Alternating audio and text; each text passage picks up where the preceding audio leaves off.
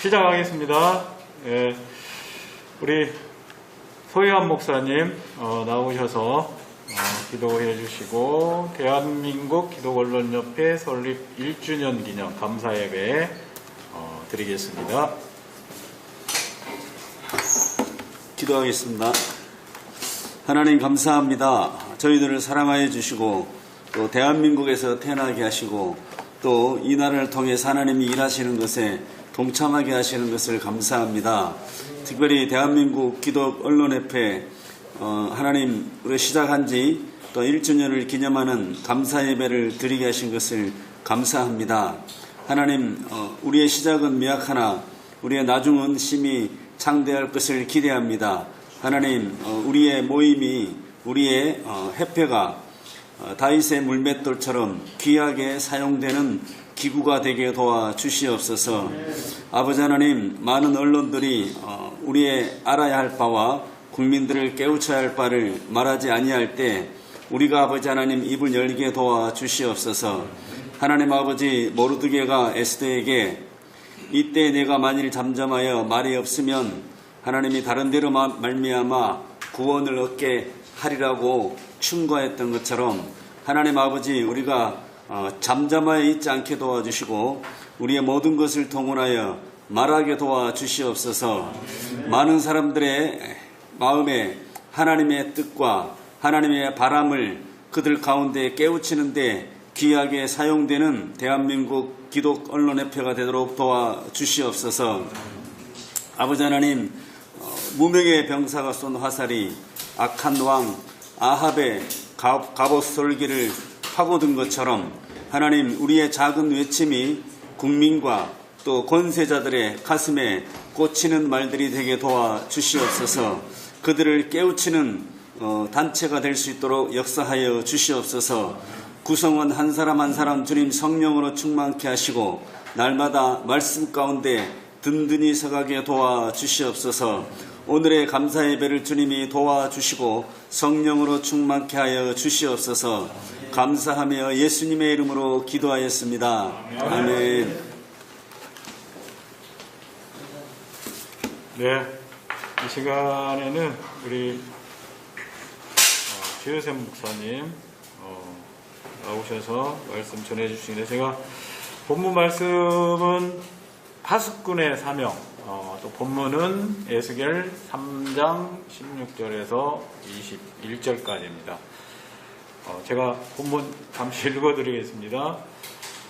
7일 후에 여호와의 말씀이 내게 임하여 이르시되 인자야 내가 너를 이스라엘 족속의 파수꾼으로 세웠으니 너는 내 입의 말을 듣고 나를 대신하여 그들을 깨우치라. 가령 내가 악인에게 말하기를 너는 꼭 죽으리라 할 때에 내가 깨우치지 아니하거나 말로 악인에게 일러서 그의 악한 길을 떠나 생명을 구원하게 하지 아니하면 그 악인은 그의 죄악 중에서 죽으려니와 내가 그의 핏값을 내 손에서 찾을 것이고 내가 악인을 깨우치되 그가 그의 악한 마음과 악한 행위에서 돌이키지 아니하면 그는 그의 죄악 중에서 죽으려니와 너는 내 생명을 보존하리라. 또 의인이 그의 공의에서 돌이켜 악을 행할 때는 이미 행한 그의 공의는 기억할 바 아니라 내가 그 앞에 거치는 것을 두면 그가 죽을지니 이는 내가 그를 깨우치지 않음이니라. 그는 그의 죄 중에서 죽으려니와 그의 핏값은 내가 내 손에서 찾으리라. 그러나 내가 그 의인을 깨우쳐 범죄하지 아니하게 하므로 그가 범죄하지 아니하면 정령 살리니 이는 깨우침을 받음이며 너도 내 영혼을 보존하리라. 아멘. 파수꾼의 사명이라는 제목으로 말씀 전해주시겠습니다.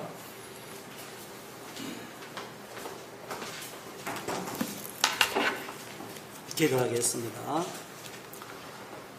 사랑이 많으신 아버지 하나님, 하나님께서 저희들을 부르시고 한국교회를 위해서 힘써 싸우게 하시고 또 기독언론인회로 모이게 하시고 언론인의 사명과 또 파수꾼의 사명으로 불러주셔서 감사드립니다. 오늘 우리가 1주년 감사 예배를 통해서 하나님 앞에 다시 한번 우리의 마음을 가다듬고 또한 하나님의 안타까운 마음을 공유할 수 있기를 원합니다. 부족한 종이 섰사오니 입술을 주장하시고 하나님께서 꼭 들려주고자 하시는 말씀을 전할 수 있도록 이끌어 주시옵소서. 예수 그리스도 이름으로 감사기도 드립니다. 아멘. 아멘. 오늘 우리가 함께 앞서 봉독한 말씀은 잘 아는 말씀입니다. 특히 에스겔서를 읽고 또 구약의 선지서를 읽을 때 우리들의 마음이 참 무겁고 힘든 것을 경험합니다. 이사야와 예레미야와 에스겔, 다니엘, 그 중에 특히 에스겔과 다니엘은 나라가 멸망되기 전에 안타까움이 아니라 아예 나라가 이뤄지고 바벨론으로 끌려가고 난 상황에서 3년차의 부름을 받습니다. 저와 여러분들이 많이 그런 상황이 됐다. 일제 치하가 됐다. 우리나라에 정말 차별금지법, 평등법이 통과됐다. 앞으로 우리나라가 심각한 상황이 됐다. 그럴 때 우리가 어떻게 할 수 있느냐. 그러지 않기를 바라고 우리는 싸우고 있지만 이 선지자는 그 절망의 상황에서도 하나님의 말씀을 대언하는 것을 봅니다. 하나님의 일은 결국 하나님이 하시는 것을 봅니다. 저도 마찬가지고 여기 계신 모든 분들 하나님의 일을 감당하는 것 우리의 힘으로 하는 것이 아닙니다. 하나님이 도와주셔야만 되는데 때때로는 우리도 사람인지라 환경을 보고 낙심이 되거나 좌절이 되고 낙담할 때가 있습니다. 지난 5년 동안 우리가 많이 힘들었죠. 그럼에도 불구하고 포기하지 않고 끝까지 하나님을 의지했기 때문에 이 나라에 새로운 정부가 들어서고 또 우리가 조금 더 숨을 쉬고 더 열심히 목소리를 낼 수 있는 상황이 된 거라고 봅니다.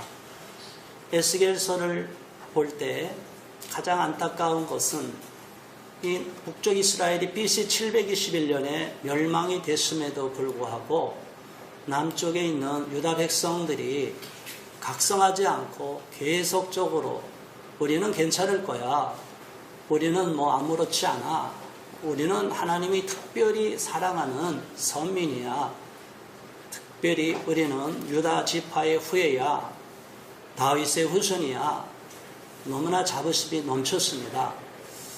그런데 제가 미국의 동성결혼 합법화되는 과정을 쭉 보면서 자료를 볼 때 이미 2015년도에 제가 자료를 봤습니다.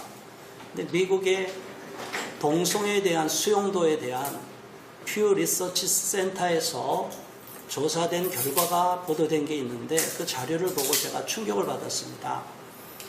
미국의 나름대로 보험주의권이라 생각하고 그래도 완전히 저쪽으로 넘어가지 않았다고 생각했던 많은 교단이 60-70% 이상 다 동성애에 대한 수용도를 평가하고 있는 걸 봤습니다.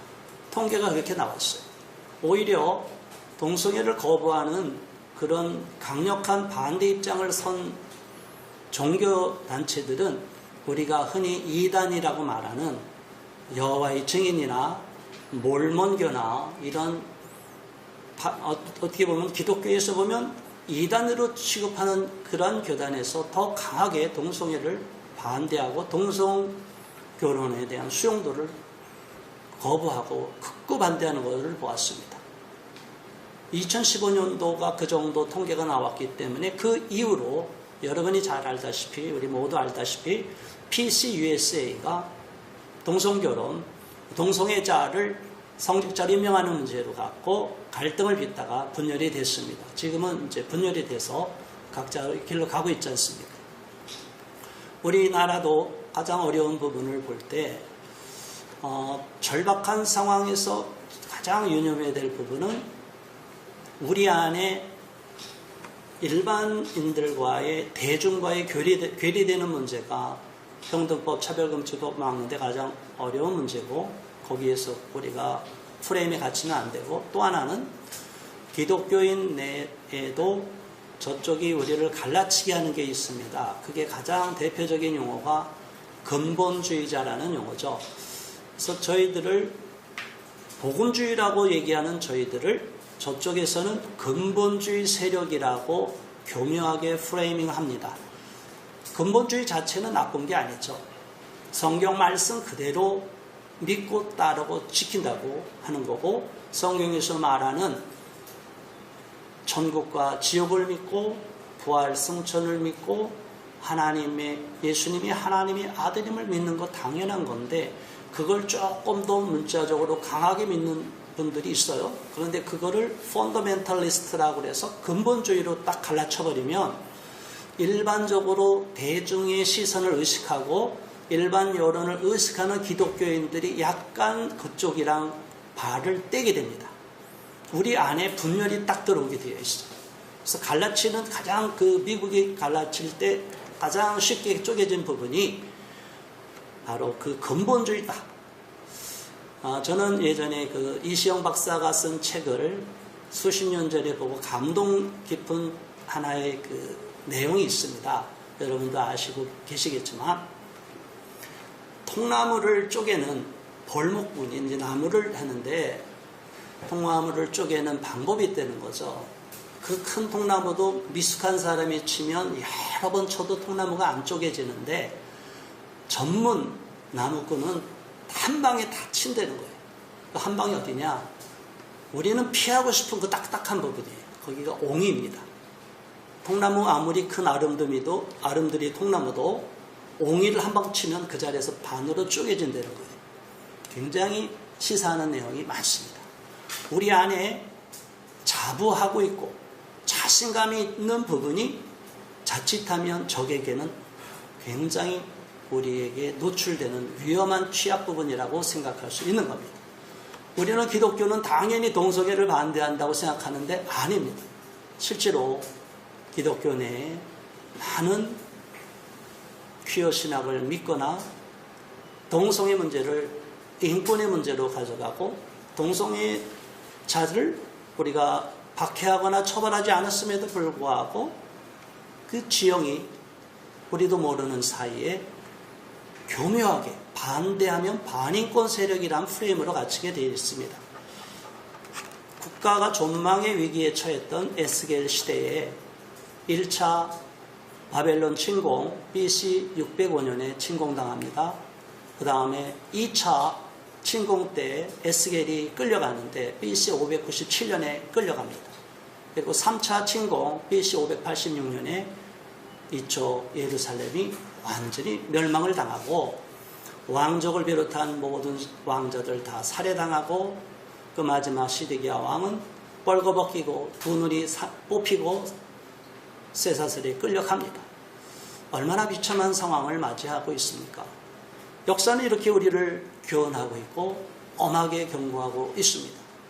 파수꾼으로 세웠는데 파수꾼의 사명을 감당하지 못하고 영적인 지도자, 정치 지도자, 그 시대의 사회 지도자들이 역할을 못할 때 하나님은 끊임없이 경고의 메시지를 줬음에도 불구하고 끝내 하나님의 마음에 합하지 않을 때는 무서운 심판을 주시는 것을 경고하고 있습니다.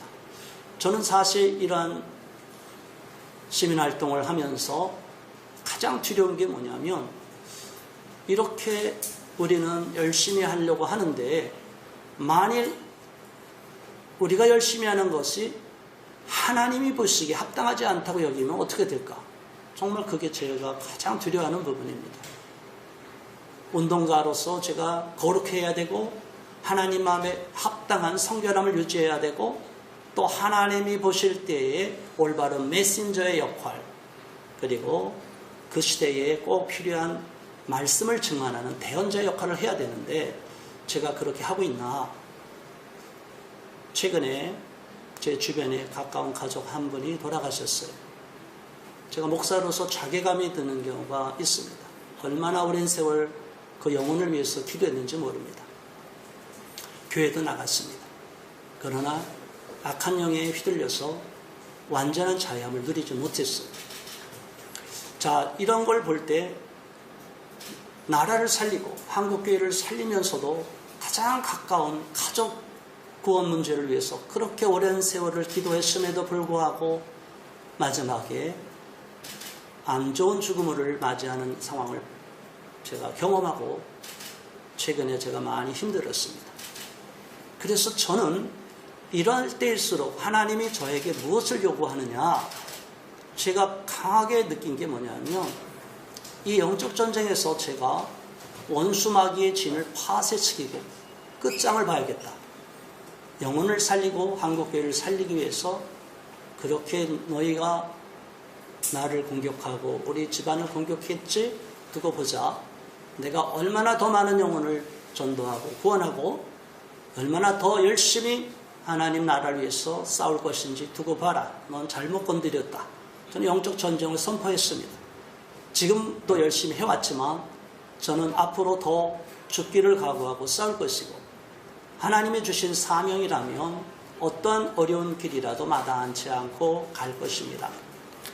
오늘 에스겔서에서 3장 16절로부터 21절까지 주시는 파수꾼의 사명에 대하여 우리가 함께 은혜를 나누면서 우리 자신이 다시 한번 하나님 앞에 도전을 받을 수 있기를 바랍니다. 저는 물론이고요. 17절의 말씀 한번 다시 읽습니다. 인자야, 내가 너를 이스라엘 족속의 파수꾼으로 세웠으니 너는 내 입의 말을 듣고 나를 대신하여 그들을 깨우치라. 이제 다음에 중요한 말씀 하시죠. 가령 내가 악인에게 말하기를 너는 꼭 죽으리라 할 때에 내가 깨우치지 아니하거나 말로 악인에게 알려서 그의 악한 길을 떠나 생명을 구원하게 하지 아니하면 그 악인은 그의 죄악 중에서 죽으려니와 내가 그의 핏값을 내 손에서 찾을 것이요. 그랬어요. 참 두려운 말씀입니다. 하나님께서 우리가 하나님의 사명을 감당하지 못할 때 그 영혼이 잘못되면 우리에게 핏값을 찾는다. 이 말씀은 정말 목사인 제가 또 시민단체 활동하는 제가 굉장히 두려워하는 말씀입니다. 핏값을 찾는다는 것은 저는 그 사람의 죽음에 대해서 그의 영혼의 구원받지 못함에 대해서 저는 아무 문제가 없지 않습니까? 저는 저 나름대로 열심히 최선을 다하지 않았습니까? 하나님, 우리는 변명할 수 있다고 생각하지만 하나님이 보실 때 만일 우리 가까이 있는 사람, 한국교회가, 우리 섬기는 교회가 어려움에 빠져 있고 우리 교회에 나왔던 청년들이든 영혼들이 구원받지 못하고 이렇게 비참한 길로 가거나 잘못된 교육을 받아서 동성애에 빠지거나 LGBT로 가버릴 때, 그리고 그들이 잘못된 이단 사상에 빠져서 구원의 길에서 멀어질 때 우리에게 죄값을 찾는다, 피값을 찾는다 라고 말씀하시는데 얼마나 두려운 말씀입니까? 여기에서 가장 중요한 것은 제가 또 저명으로 여기는 말씀, 잠언서 29장 25절 말씀이 있습니다. 사람을 두려워하면 올무에 걸리거니와 여호와를 의지하는 자는 안전하리라 라는 말씀이 있습니다. 항상 갈림길에 서는 것은 사람의 눈치를 볼 것이냐, 사람의 말을 들을 것이냐, 사람에게 인정을 받을 것이냐, 사람에게 인기를 구할 것이냐, 아니면 하나님 편에 서고 하나님의 마음에서 하나님의 마음을 기쁘게 해드릴 것이냐. 평상시에는 기독교 문화권에서 우리 주변에 크리스찬들이 있을 때는 아무 문제가 없는데 이게 아닌 상황, 또 다른 상황으로 우리가 처하게 되면 굉장히 어려운 상황입니다. 목회자들도 목회자가 다수인 곳에서는 목사로 대접받지만 목사라는 자체를 인정하지 않는 다중이 속해 있는 어떤 정치 집단 속에 들어가든가 그런 단체에 들어갈 때 우리가 목소리를 동일하게 낼 수 있느냐, 여기에 대하여 저는 다시 한번 저 자신을 반문합니다. 그럼에도 불구하고 저는 하나님을 의지하고 사람을 두려워하거나 의지하고 사람의 눈치를 보지 않겠습니다 라고 고백하며 매 순간 겪어오고 있습니다.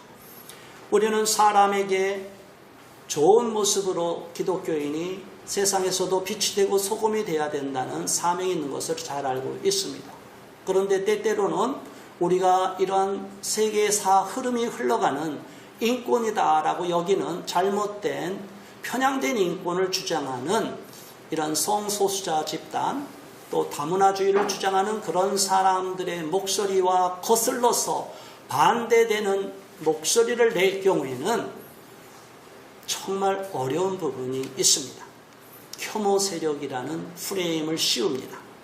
우리는 정당하고 합당하고 성경에 반하는 것이기 때문에 나의 신앙 신념에는 용납할 수가 없어서 반대하고 한국교회도 이것은 용납할 수 없습니다 라고 반대를 합니다. 그러나 저쪽에서는 계속 같은 질문을 2번, 3번 반복합니다. 특히 외국 언론들, 좌파 언론들과 인터뷰할 때 보면 제가 굉장히 피곤한 게 뭐냐면 같은 질문을 반복해요. 그래서 똑같은 얘기를 지나갔는데 이미 납득되게 설명했음에도 불구하고 똑같이 각도를 달려서 또 물어봐요. 그래서 우리 사이에 제가 답변 중에 조금이라도 틈이 벌어지느냐를 보고 거기에 맞춰서 또 다른 제3의 질문이 들어와요. 참 이럴 때 우리가 좌파 언론이나 세계 언론을 대하는 태도를 우리가 기독 언론인들을 특히 여기 있는 리더들은 잘 염두에 두시고 신경을 써야 된다고 봅니다. 에스겔은 나름대로 얼마나 하나님의 은혜를 많이 받았습니까? 지성도 충분했습니다. 하나님 일을 열심히 했습니다. 그런데 또 안타까운 것은 597년에 끌려가고 나서 588년쯤에 약 10년 지나서 아내가 죽습니다. 하나님이 아내를 데려갈 때 에스겔한테 이렇게 말합니다. 너는 슬퍼하지 마라. 울지도 마라. 내가 이 민족의 통분이 여기고 슬퍼하는 마음이 어떤지를 너에게 알게 하기 위해서 내 아내를 데려가는 것이니까 너는 슬퍼하지 말아라. 자, 여러분, 하나님이 얼마나 잔인하십니까? 슬퍼하는 가족을 잃고 아내를 잃고 남편을 잃었는데 슬퍼하지 말라고 하시는 하나님이 얼마나 잔인합니까? 그런데 오죽하면 하나님이 그런 말씀 하셨을까를 생각하는 저와 여러분 되기를 바랍니다. 오죽 이스라엘 백성들이 말을 안 듣고 포로로 끌려가서까지 서로 파벌하고 분쟁하고 싸움질을 하고 하나님을 섬기지 않고 우상을 숭배하고 하나님은 눈물로 탄식하면서 그래도 내 말을 잘 듣는 에스겔을 택하셔서 당신의 아픔을 그대로 겪어보도록 하고 그 에스겔로 하여금 그 아픔을 백성들한테 전하라는 메시지를 주기 위해서 그렇게 하셨습니다. 우리가 하나님의 일을 하다 보면 하나님이 우리를 다 책임져 주시기도 하고 우리의 소원도 다 들어주시고 기도하는 제목 다 들어주시기도 합니다. 그러나 때때로는 우리들 가운데 가족 간에 교회적으로 어려움에 봉착할 수가 있습니다. 에스겔과 같이 슬픔에 잠길 사건을 만나게 할 수도 있습니다. 이게 바로 사명자의 아픔과 괴로움입니다. 사명자는 그러한 인간적인 아픔과 슬픔, 현실적인 참담한 상황 속에서도 변함없이 하나님이 주신 사명, 하나님이 주신 해야 할 일을 감당해야 되고 그것이 또한 사명자가 마땅히 가야 할 길이라고 보는 것입니다. 이 말씀을 계속 반복하시면서 하나님은 다시 한번 또 말씀하십니다. 20절 쭉 건너가서 읽습니다. 또 의인이 그의 공의에서 돌이켜 악을 행할 때에는 이에 이미 행한 그의 공의는 기억할 바 아니라 내가 그 속에 거치는 것을 두면 그가 죽을지니 이는 내가 그를 깨우치지 않음이니라. 그는 그의 죄 중에서 죽으려니와 그의 핏값은 내가 네 손에서 찾으리라. 아멘. 똑같은 말씀을 첫 번째는 악인에게 하시고 두 번째는 의인에게 하시는데 결과는 똑같습니다. 너무나 기이한 말씀 아닙니까? 악인은 당연히 죄악 중에 잘못되면 책망하고 회개하지 않으면 구원도 못 받고 지옥 가고 그 핏값은 당연히 우리가 져야 되는데, 아니 의인한테도 우리가 똑같이 말하지 않으면 동일한 책망을 받는다는 말이 저는 두려운 겁니다. 하나님을 믿노라고 하면서 목사라고 하면서 하나님 앞에 범죄하는 자들이 얼마나 많습니까? 영적 리더라고 하는 분들이 하나님 강단 앞에 서서 하나님 두려운 줄 모르고 함부로 말하는 게 얼마나 무섭습니까? 하나님이 두려워지지 않은 것은 이미 양심이 화인 맞은 거고 그 영혼은 하나님 앞에 버림당한 존재입니다. 저와 여러분 지금 하나님 두렵습니까? 전 두렵습니다. 제가 오늘 죽으면 지옥 가는 거 두렵고 천국 가는 거 그런 확실한 믿음이 있지만 행여나 자의 행위가 하나님 앞에 설 때 제가 회개하지 못한, 정말 제가 알지 못하는 나의 허물과 죄를 하나님이 들추실 때 제가 얼마나 부끄러울까. 우리는 하나님 일을 잘하는 사람에게도, 열심을 내는 사람에게도 잘못된 길을 갈 때는 올바로 깨우쳐주고 지적을 해야 됩니다. 특별히 기독 언론사들은 기독교를 좋게 표현하고 또 기독교의 좋은 모습을 많이 알리는 기사를 쓰는 것 참 중요합니다. 그러나 또 한 가지 잊지 말아야 될 것은, 기독교가 잘못 가고 있고 세상에서 봐도 누가 봐도 이거는 진리의 문제가 아니라 이런 부분, 윤리적인 문제라든가 정말 세상에서 이 정도 갖고는 존경을 받을 수 없는 이런 문제가 나올 때는 때때로는 언론사도 날카로운 정론 직피를 펴야 되는 것입니다. 그것이 기독 언론인에게 주신 사명이라고 봅니다. 우리 모두가 파수꾼의 사명으로 부름을 받았습니다. 파수꾼의 사명을 잘 감당하는 저와 여러분 되기를 바라는 마음으로 말씀을 정리하며 기도하겠습니다. 하나님 아버지, 오늘 말씀을 통해서 우리가 다시 한번 파수꾼이 어떠한 사명을 갖고 있고 또 파수꾼의 사명이 얼마나 힘든 길인지를 알게 해주셔서 감사합니다.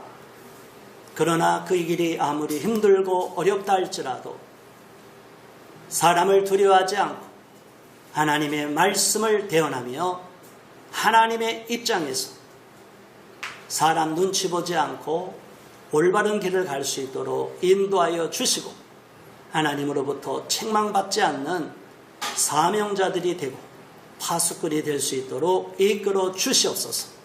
하나님께서 세우신 대한민국 기독 언론협회를 기억하시고 이곳을 통해서 하나님의 선하시고 거룩한 뜻을 이루어 주시옵소서.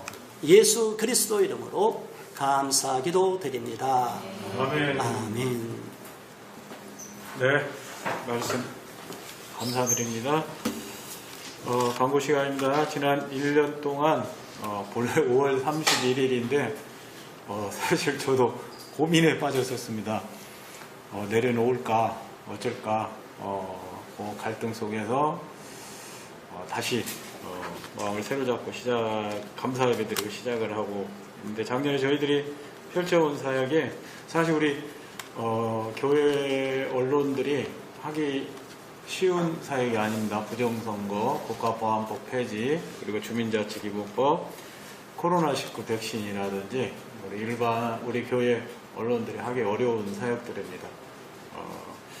하여튼 위에서 기도해 주시고 찬송가 301장 1절만 부르고 우리 홍영태 목사님 나오셔서 축도함으로 일부 마치도록 하겠습니다.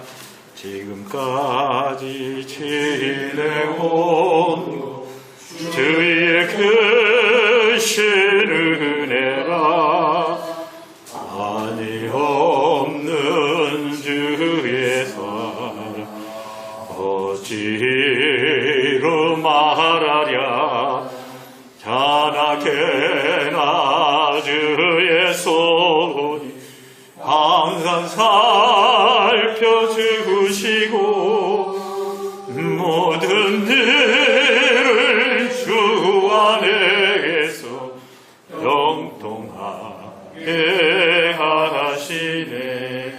아멘. 홍 목사님 나오셔서 축도하고 1부 마치도록 하겠습니다. 2부는 우리 타김경 전도사님이 사회를 맡겠습니다.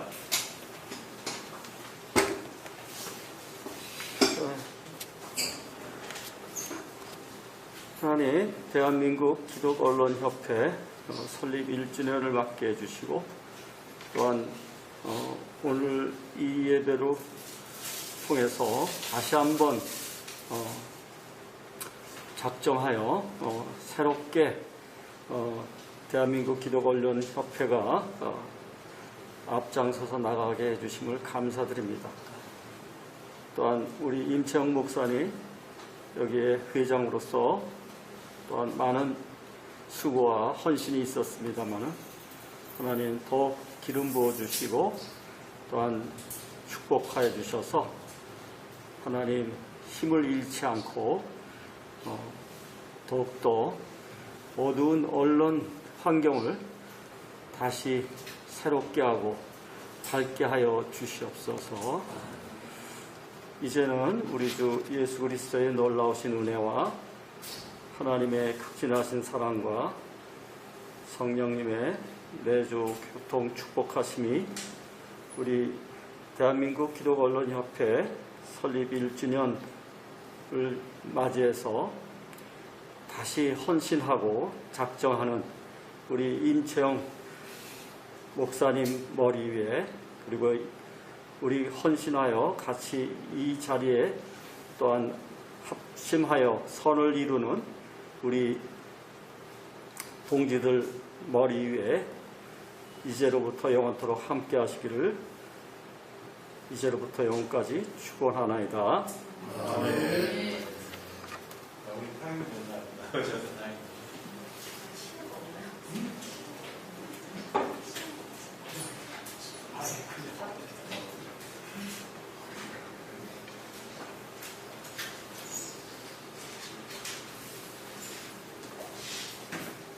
네, 안녕하십니까. 사회를 맡은 타김경 전도사입니다.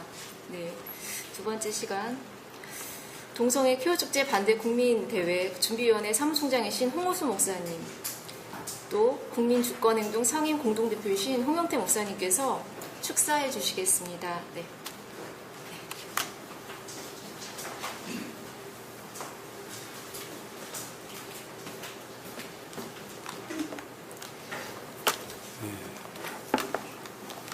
먼저 오늘 1주년을 맞은 대한민국 기독언론협회에 1주년을 먼저 축하를 드리고 또 회장이신 우리 임채영 목사님께도 축하의 말씀과 함께 또 위로와 격려의 말씀을 함께 보내드립니다. 이런 말씀이 있습니다. 경쟁을 했으면 이겨야 한다. 경쟁에서 낙오되면 낙오자들만의 경쟁이 또 있게 마련이다. 승리의 비결은 최선과 자기 희생에 있다 하는 말씀이 있습니다. 어제 선물 받은 책 속에 들어있던 말씀 중에 한 부분인데 저는 사실 대한민국 기독언론협회를 잘 몰랐습니다. 잘 몰랐고 또 이렇게 1주년 예배를 드리는 것도 더더욱 몰랐습니다. 그런데 임채영 목사님 말씀을 듣고 나서 이런 귀한 협회가 있었었나, 내가 너무 이런 언론 분야에 관심을 두지 않았었던 건 아닌가 하는 생각을 해보면서 한번 이렇게 찾아보기를 시작을 했습니다. 제가 오늘 1주년을 맞은 우리 대한민국 기독언론협회에 축하의 말씀을 드리기 위해서 왔습니다.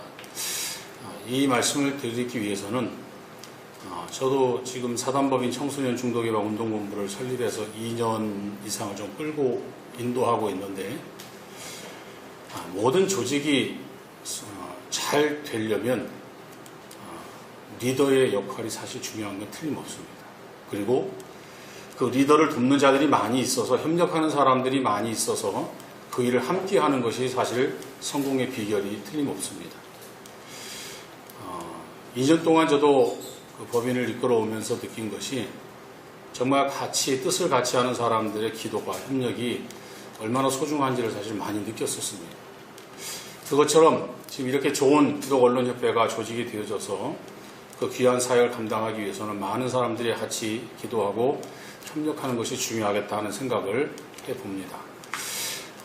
존경하는 임채영 목사님께서 하시는 모든 일들은 이미 익히 과거부터 많이 들어서 알고 있었고, 또 목사님께서 하시는 일들에 대해서 사실 여러 가지 많은 이야기들을 들었습니다.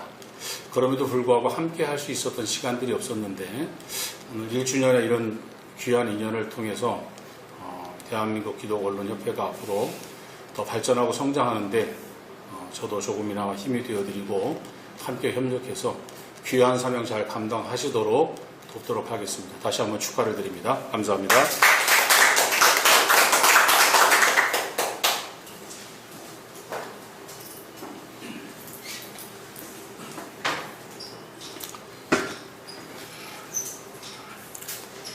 네, 제가 대한민국 기독언론협회 1주년이 된지 모르고 그랬었는데 오늘 처음 알았습니다. 제가 며칠 전에 그 성가인협회 민성길 교수를 만났습니다. 그 민성길 교수를 통해서 제가 놀라운 사실을 알게 됐어요.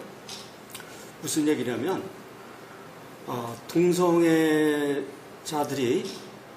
자폐아하고 같은 공통적 특성이 있다. 그런 말을 들었어요. 그래서 자폐아하고 왜 동성애자들이 공통된 특성이 뭔가라고 그 얘기를 들었을 때 제가 깜짝 놀란 게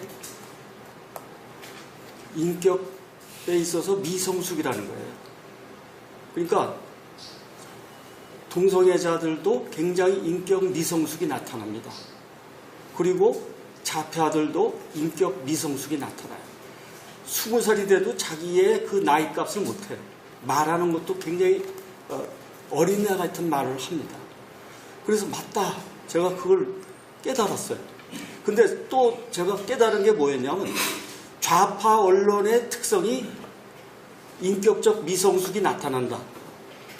그리고 우리가 알다시피 인권위원회하고 또한 언론노조가 언론 보도 준칙을 MOU로 만들어가지고 스스로 자기가 언론노조가 발표하고 국민의 알 권리를 채워줘야 되는데도 불구하고 자기 스스로 나 말 안 할래 하고 언론 보도 준칙에 재갈을 물렸다라는 게 나는 굉장히 인격적 미성숙이라고 생각됩니다.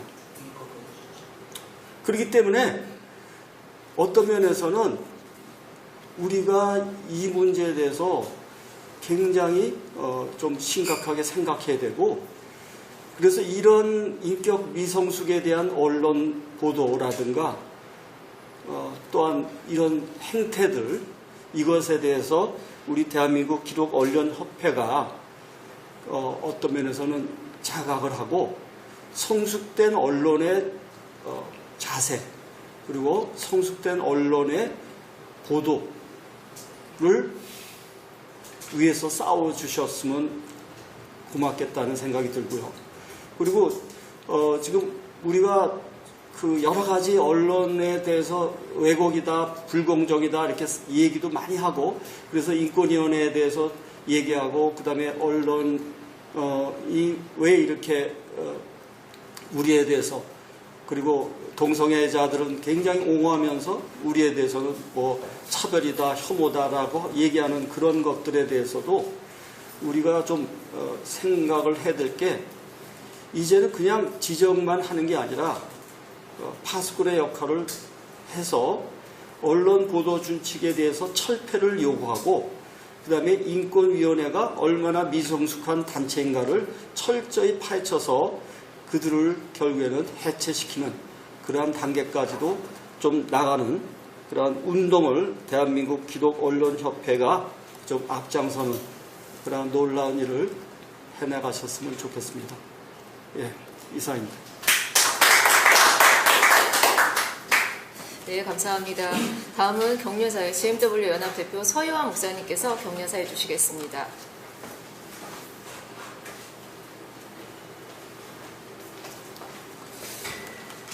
제가 격려사할 위치는 아닌데요. 또 알아가셔서 되겠습니다.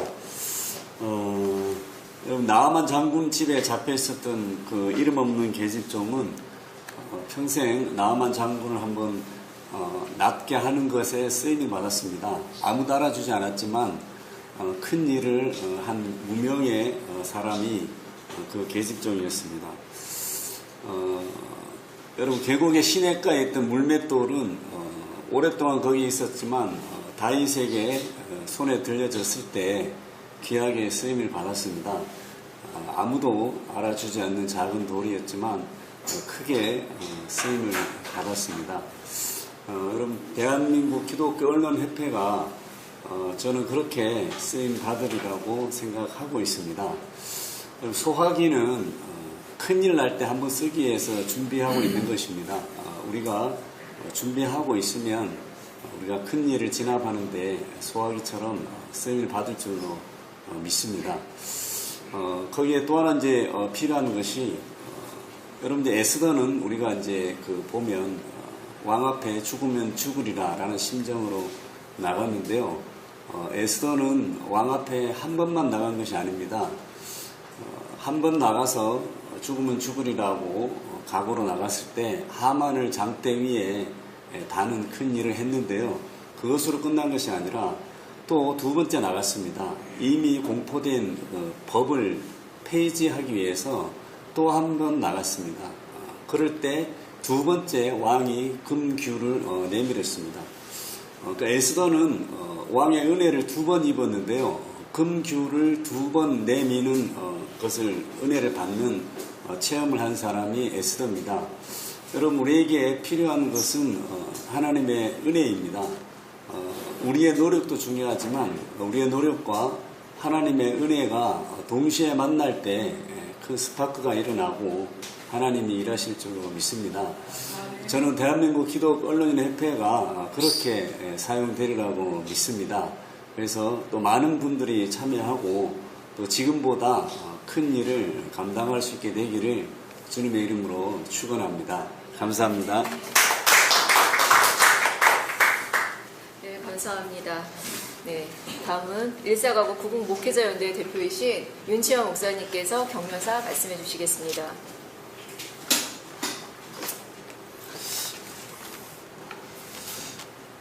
어, 2017년 성탄절 주간 제가 KBS 앞에서 KBS를 장악하는 그 세력 앞에서 외쳤습니다.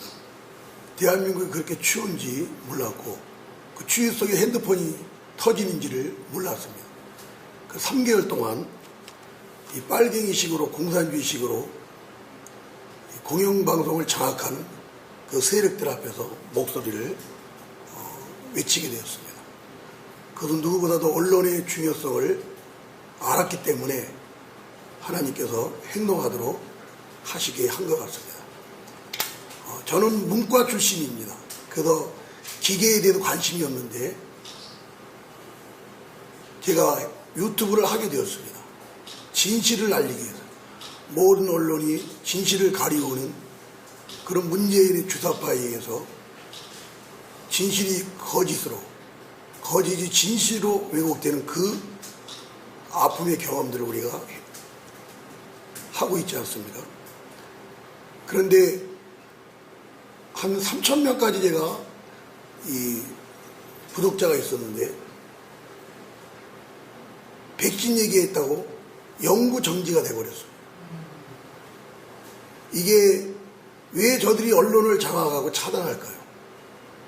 뭔가 진실을 가리우고 거짓을 진실로 둔다하면서 그들의 사악한 목적을 달성하기 위한 것이죠. 그들 이 자유와 생명의 흐름을 통해서 이 대한민국이 공의와 의와 또 자유통일과 복음통일을 이루기 위해서 이 언론의 역할은 굉장히 중요한 것이죠. 우리 자신들이 그래도 나팔수가 되어야 될 것 같고 방송국이 되어야 될 것 같고 외침의 그런 파수꾼이 되어져야 할 그 시대적인 사명이 우리 자신들과 교회에게 있다는 것이죠. 제가 아스팔트에 있으면서 아픈 경험이 하나 있는데 태극기를 들지 못하게 하는 우리 쪽 사람이 있더라고요. 그분은 적을 알지 못한 거예요. 울산 교수대 이정훈 교수님이 계시지 않습니까? 이분의 강의를 몇 번 들으면서 제가 권유해서 저의 중매 역할을 통해서 그분이 책을 한 권 출판했습니다. 그게 바로 교회 해체와 젠더 이데올로기. 왜 이 뛰어난 수재 교수께서 책 제목을 교회 해체로 했을까? 또 누가 교회를 해체할까? 젠더 이데올로기죠. 젠더 이데올로기 뿌리는 무엇인가? 바로 공산주의고 유물론이라는 것이죠. 곧 동성애와 차별금지의 뿌리는 공산주의라는 것이죠. 그러면 공산주의를 흔들어야 된다는 답을 제가 갖고 저는 같이 주사파와 싸우고 누구보다도 문재인을 많이 욕하는 그런 발언들을 수없이 했습니다. 그런 것이 쌓여서 늘 블랙리스트에 올라간 걸 느꼈지만은 그 백신 얘기했다고 폭발될 수가 없겠죠. 이런 아픔들을 우리가 경험하는 이 상황에서 이 기독 언론의 역할은 굉장히 중요한 것이죠. 근데 영역을 넓혀서 그 뿌리까지 흔들어줄 수 있고 언급해줄 수 있는 그런 언론이 돼야 돼요. 제가 이 바닥에 있으면서 확신적으로 아는 것은 적을 알면 우리의 말과 행동이 틀려진다는 거죠. 이 주사파라는 적을 알면 알수록 우리 쪽은 품어줄 수밖에 없고 안아줄 수밖에 없습니다. 그분의 말꼬리 갖고 무너지는 것이 아니라 나에게 전혀 피해가 없는 그런 또드라대는 얘기를 듣고 그런 우리가 함께할 세력들을 배척하는 그런 모습을 보았을 때 저는 두 눈에 눈물이 날 수밖에 없었어요. 왜요? 적을 알지 못하는 것이죠. 적을 알면 우리의 우고는 품어줄 수밖에 없고 함께할 수밖에 없기 때문에 그런 부분에 이 언론 역할이 굉장히 큰 것이죠. 큽니다. 그래서 이런 영역적인 부분에 이제 이주전을 향해서 넓혀가기를 원하고 또 부정한 정도 그런 작은 역할을 하기를 원합니다. 마지막 하나는 오늘 이 자리에 모인 우리들만이라도 그런 아름다운 격려와 그런 희망적인 우리의 모습을 통해서 이 언론에 가서 확장되어줄 수 있는 그런 모습이 있기를 원합니다. 왜 제가 이 말씀을 드리냐? 여러 가지 생각이 다를 수 있습니다. 저는 내일 서울시청 앞에서 오세훈 규탄 기자회견을 합니다. 제가 몇 년 동안 박원순과 싸웠습니다. 저는 하게 되면 뭐 2개월, 3개월 거의 1인 시로 이어가는 그 작은 수고를 하려고 합니다. 오늘도 국회 성벽기들 끝나고 2시에 맞출까봐 택시 타고 부지런히 왔습니다. 이 모임, 임채 목사님과 귀한 목사님들의 섬김, 이 언론협회 굉장히 중요성을 알기 때문인 것이죠.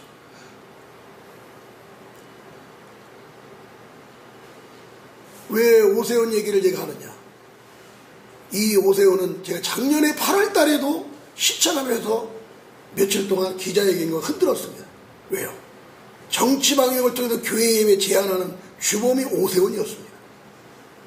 그 오세훈이 민변 출신 오세훈이 또다시 우리가 믿었던 발등에 도끼를 찍는 그 짓을 한 것이죠.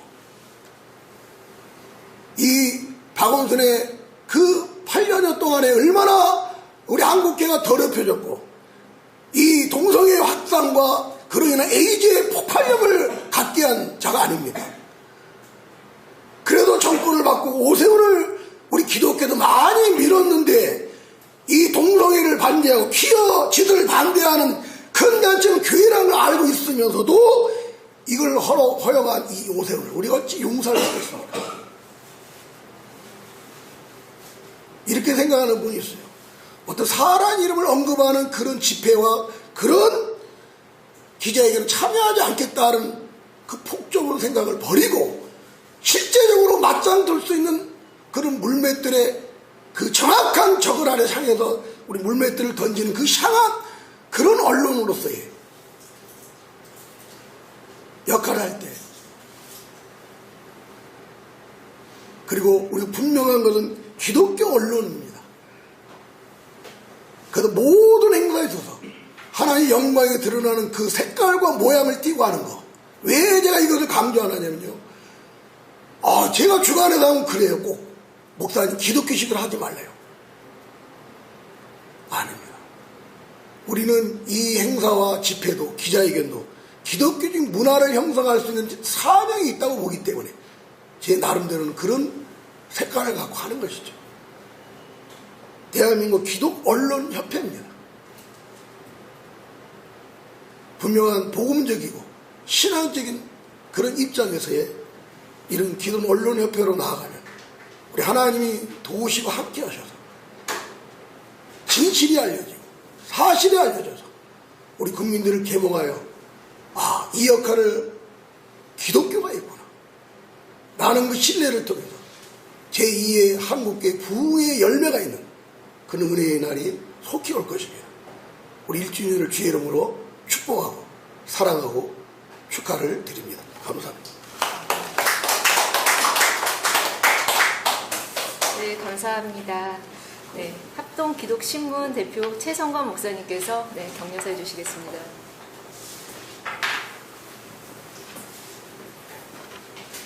네, 반갑습니다. 최성관 목사입니다. 저는 예장 합동 목회자고요. 80년대에 노동조합 신문도 좀 만들어보고 90년도에 총신대학교 신학대학원에서 신학대학원 원부사도 해보고요. 그리고 지난 한 10년간 우리 교단 장로신문사에서 10년간 장로님들을 섬겼고요. 지금 독립해서 합동기독신문 하고 있습니다. 저는 부산 출신이고요. 제 처는 한평입니다. 영원한 만나보니까 사고가 완전히 달라요. 제 단톡방에는 영남 사람들이 모인 그 우파들, 또 좌파들, 주로 우파는 목회자와 경상도 사람들이 모이고요. 좌파는 전라도 사람과 또 목회자들이 모입니다. 다른 나라 사람 같아요. 다른 나라 사람 같아요. 완전히 사람이 있어요. 그걸 연구를 많이 해봤습니다. 해보니까 영남 사람과 호남 사람은 사고의 체계가 다릅니다. 이 문제를 놓고 접근하는 방법이 다릅니다. 그 대표적인 말이 뭐냐면 영남 사람들은 어떤 논제를 시작하면 그래 결론이 뭐냐 결론부터 이야기해봐. 호남 사람들은 절대로 결론사람 못 내립니다. 내 말 좀 들어보라니까 그 호남 사람들이 제일 많이 말을 하는 것이 내 말 좀 들어봐요. 영남 사람들은 시끄럽다. 결론부터 이야기해봐. 그래서 영남 사람에게는 결론부터 이야기해 줘야 되고요. 호남 사람에게는 말을 많이 시켜주면 별 큰 문제가 없습니다. 저만큼 영혼함을 연구한 사람도 없을 겁니다. 엄청나게 글도 많이 써놨는데 나중에 이야기하고요. 저는 우파들에게 여기서 말할 수 없는 좌파, 다른 불교, 천주교가 이 언론을 위해서 어떻게 일하는지를 여러분 녹화를 하니까 말을 못하겠는데 개인적으로 지금 말씀할 수 있습니다. 근데 우리 우파들은 이 언론관의 중요성을 느끼면서도 언론 관리는 하나도 못합니다. 굉장히 약하고 언론의 중요성만 강조하지 언론인과 기자들을 어떻게 대접하고 교제하는지를 전혀 모릅니다. 예를 들어서 강원도에 어느 절이 불이 났습니다. 1,000억 이상의 공사비가 절 보수 방법을 들입니다. 그런데 그들은 와서 좀 도와달라 이렇게 말 안 합니다. 조중동의 편집국장들을 주지급의 성녀가 딱 태우고 그 불난 그 강원도의 어느 절에 데리고 와갖고 점심을 거하게 먹입니다. 그리고 돌아가서 3천만 원짜리 일간지 오면 정면 광고를 내줍니다. 3천인가 5천만 원인가 그럴 겁니다. 그러면 그 편집국장은 이 절 1,000억이 들어가는 이 절을 보수해 준다고 정부는 뭐 하고 있느냐고 이 돈을 정부에서 지원해 줘야 된다고 그렇게 막 연일 떠들어댑니다. 그럼 1,000억을 얻어내잖아요. 5천만 원 들여가지고. 그런데 우리 종로오가를 지키는 우리 어른들은 어떻게 하느냐? 그런 편집국장들을 불러가지고 취재해달라 그러면서 뒤쪽으로 이렇게 5만 원을 찔러줍니다. 10만 원을 찔러줍니다. 그럼 이 조중동의 편집국장과 기자들은 기겁을 하고 다시는 안 옵니다. 왜 우리 우파들이 대한민국을 정체성을 지키고 자유민주주의를 정체성을 지키는 이 엄청난 일에 언론들은 기독 언론만저도 외면할까요? 우리에게 문제가 있는 겁니다. 우리 활동에. 지금 수많은 기자들이 우리 교단 같으면 주다산 교회, 군선우 목사님 교회에 모여서 그 작은 행사를 하거든요. 우리 교단 정체성을 지키는 모임인데 그게 다 가 있습니다. 저 혼자서 이게 온 겁니다. 많은 걸 포기하고 이기 와야 됩니다. 많이 포기하고 교제, 재정적인 문제 포기하고 왔습니다. 저는 정치적인 이야기나 이렇게 우파 좌파 이야기를 잘 안 하는데 며칠 전에 페이스북에 우상호 이야기에 대해서 했습니다. 화가 난다고. 그때 국민이 죽는 거는 생각 안 하고 북한 김정은이한테 사과문 받았다고 그렇게 자랑스럽게 할까. 정권이 달랐으면 그 사람을 구할 수, 망망대해에 떠도는 그 사람을 구했을까. 그렇게 우상호가 이야기했죠. 그거 바꿔서 세월호 사건 정권이 바뀌었으면 정권이 달라서 박근혜가 아닌 문재인이었다면 그 세월호 건져낼 수 있었을까? 못 건집니다. 지금도 세월호가 빠져도 못 건집니다. 그건 국가 한계고 국가 위기이기 때문에 그렇습니다. 그런데 자꾸만 어떤 프레임을 세워서 지금 그 이씨, 그러니까 월북 조작 사건의 희생자인 이씨라고 저는 확신하는데 그 사람에게 다 뒤집어 세우잖아요. 그리고 박근혜에게 다 뒤집어 세우고. 우리 우파들의 움직임은 정말 극단적이었습니다. 극자와 극우는 똑같습니다. 우리는 제가 얼마 전에 글을 썼는데 중앙으로 조금씩 한 발자국 나와서 대화를 좀 해보자. 양쪽에 서서 듣지도 않는 소리를 막 서로 간에 막 하지 말자. 그렇게 글을 썼는데 이렇게 하면 이제 양 끝에 서면 근본주의자 되고 조금 안에 들어오면 복음주의가 돼서 우리 교단은 굉장히 토론이 많이 일어났습니다. 여러분의 우리 기독언론협회 우리 목사님 만나가지고 손을 내밀어서 선뜻 잡았습니다. 저는 교단 안에 일만 지금까지 해왔습니다. 합동교단 안에. 한국 교회를 위해서 일하지도 않았고요. 그리고 대한민국을 위해서도 그렇게 크게 활약한 사람은 아닌데 우리 임채영 목사님 만나서 대한민국 기독언론협회를 만나서 제 눈을 조금 크게 해줘서 제가 할 역할이 있으면 충분히 감당하겠습니다. 감사합니다.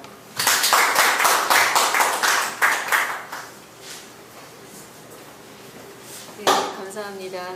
다음은 미국 변호사이신 전유정 변호사님께서 강의해 주시겠습니다.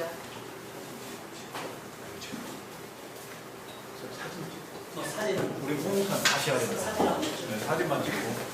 여기 홍익한 다시 해야 된다. 아니, 그냥 이쪽에서. 여기 앉으시고 부담 있으시고 다 오셔요, 빨리. 사진 저쪽에서 찍어주시고. 변호사님. 우리 원목사님 가셔야 된다고 하니까.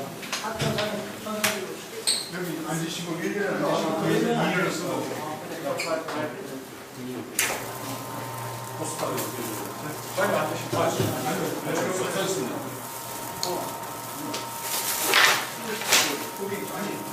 아니 임채영 목사님 회장님이 앉아서 나온다.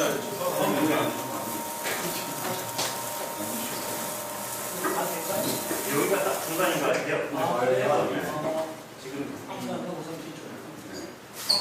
한번 앞에 앉으실 수 있나요? 예, 그리고 이렇게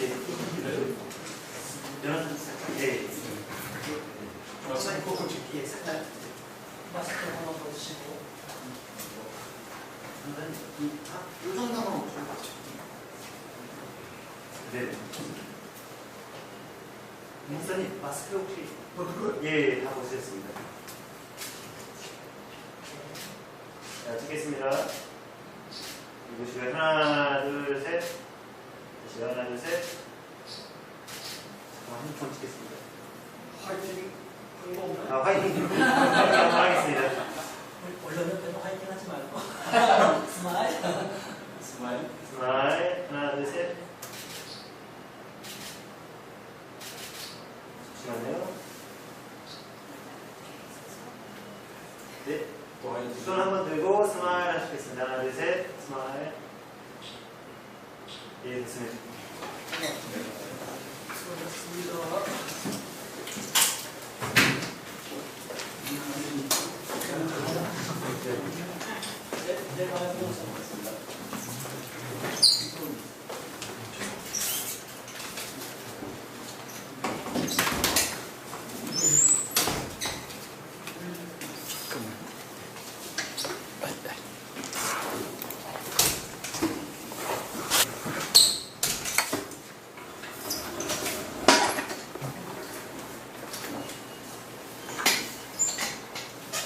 네, 안녕하십니까. 전인선 변호사입니다. 네, 대한민국 기독 언론인협회 설립 1주년을 축하드리고 귀한 자리에 저를 초대해 주셔서 진심으로 감사드립니다.